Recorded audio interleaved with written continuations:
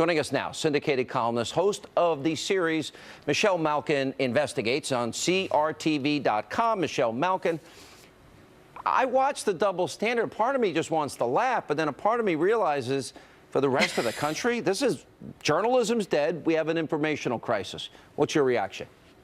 Yes. Yes, and of course, you seem to have occupied rent-free space in President Obama's head for many years now, I think it's Sean. like 15 times he mentioned me, something like that, yeah.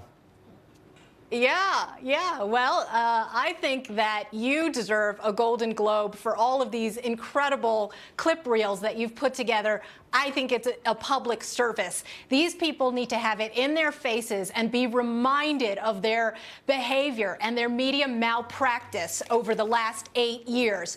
Good riddance to 8 years of Obama's drool bucket media. These fangirls and fanboys who literally ogled not just President Obama, but when he was a candidate. And as you pointed out in highlighting with Jimmy Fallon, they're fawning over Michelle Obama. And of course, those of us, you and I, Sean, and so many other stalwart critics and opponents and questioners and dissidents in conservative media were attacked for doing what those people in the mainstream media should have been doing. Do your jobs. Subject these political candidates to the same amount of scrutiny that you are now trying to compensate for with the incoming Trump administration. Only after Obama had done so much damage, Sean, did these people finally admit that, yes, we should have asked more questions. There is a very famous viral clip of Tom Brokaw and Charlie Rose on PBS, which we pay for,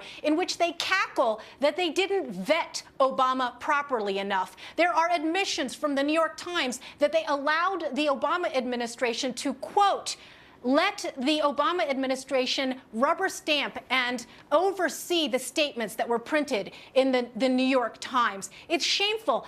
There's David Brooks, who admitted that, he knew that Obama was lying to him about the stimulus, and he didn't say anything about it until 2 years later. Now these people realize that there should be a proper watchdog role for the press. Please. Isn't there a lesson here in what we saw happen this week, the hyperventilating, the breathlessness, the, wow, we got him. They thought they had him this week, that the Trump campaign should understand that they don't like him, they'll never like him, and their goal, and tell me if I'm bordering on paranoia, they want to destroy him, and they're waiting for the moment to jump.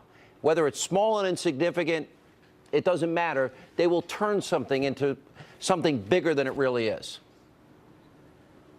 Yeah, it's going to be a long 4 years, Sean, but I think that over the course of the campaign, and this goes for all of the people on the right, whatever they thought about any particular policy position or personnel choice that Trump had made, and certainly I have been vocal about when I liked or didn't like certain things he said or certain choices he made. And the difference, of course, is that over the course of the next 4 years, Sean, I know that you, just as we did during the Bush administration, will be very vocal when we're happy, and we'll be very vocal when we're not. And the same thing could not, right? And the same thing could not be said. $9.7 trillion debt increase over 10 years. Well, I thought they're the party of limited government, balanced budgets. That's right. And you know what? The Republican Party and the establishment have squandered the opportunities they've had before when they had control of 2 or 3 branches of government, and we will be on them like white on rice. And I'm sure that there are leftist socialists who are going to say that I just committed a microaggression right there.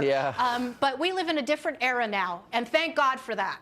All right, Michelle Malkin, good to see you. Congrats on the TV series.